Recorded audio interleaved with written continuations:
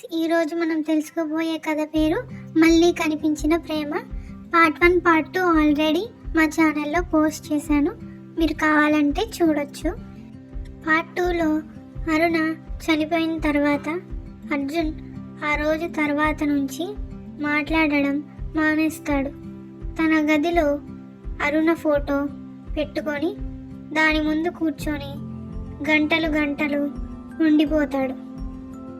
కళాశాల రోజులు ముగుస్తాయి, కానీ అతని జీవితం ఆగిపోతుంది.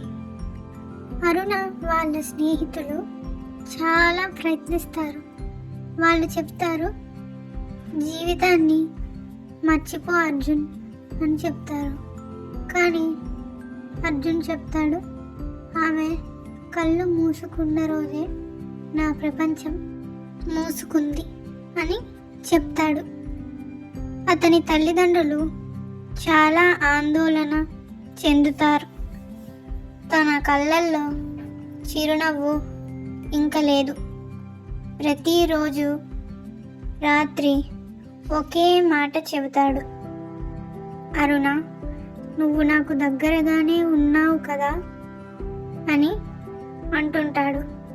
ఆమె ఫోటోకు పువ్వులు ఉంచి నిద్రపోతాడు. కాలం గడుస్తుంది. కొన్ని జ్ఞాపకాలు తీరవు. ఒకరోజు అతను అరుణ రాసిన డైరీని చదువుతాడు. అందులో ఆఖరి పేజీలో ఏమని ఉంటుందంటే, నేను ఎప్పటికీ నీకు కనిపించకపోయినా నా కన్నులు ఎప్పటికీ నీ ప్రపంచాన్ని చూడాలని ఆశిస్తాయి అని రాసి ఉంటుంది. ఆ మాటలు అతని గుండెల్లో గుచ్చుకుంటాయి. అతను అప్పుడు ఒక ప్రతిజ్ఞ చేస్తాడు. ఏమని అంటే, ఇప్పటి నుంచి నీ జ్ఞాపకమే నా జీవితం అని ప్రతిజ్ఞ చేస్తాడు.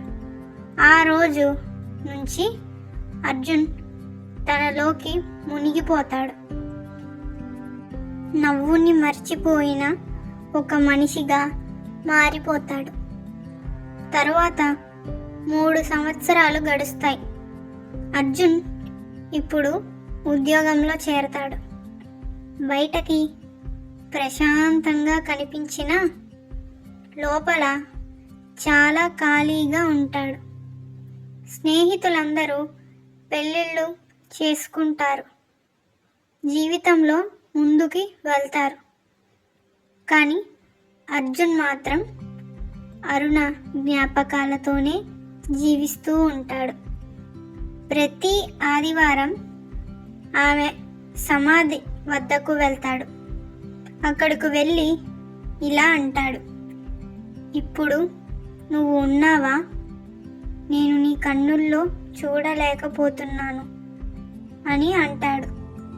గాలిలో ఆ మాటలు ప్రతిధ్వని వినిపిస్తుంది. ఒక సాయంత్రం వర్షం పడుతూ ఉంటుంది. పడుతున్నప్పుడు అతను ఆకాశం వైపు చూస్తాడు. చూసి, ఏమైనా నువ్వు సంతోషంగా ఉండాలి అని చెబుతాడు.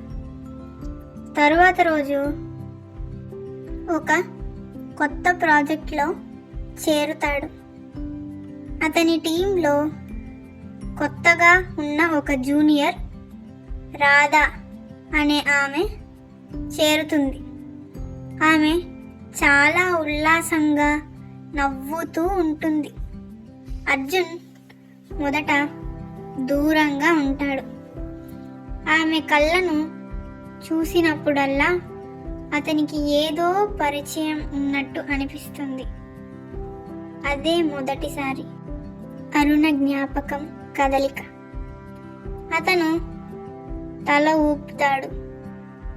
ఇలా అనుకుంటాడు, ఇది కేవలం భ్రమ అని అనుకుంటాడు.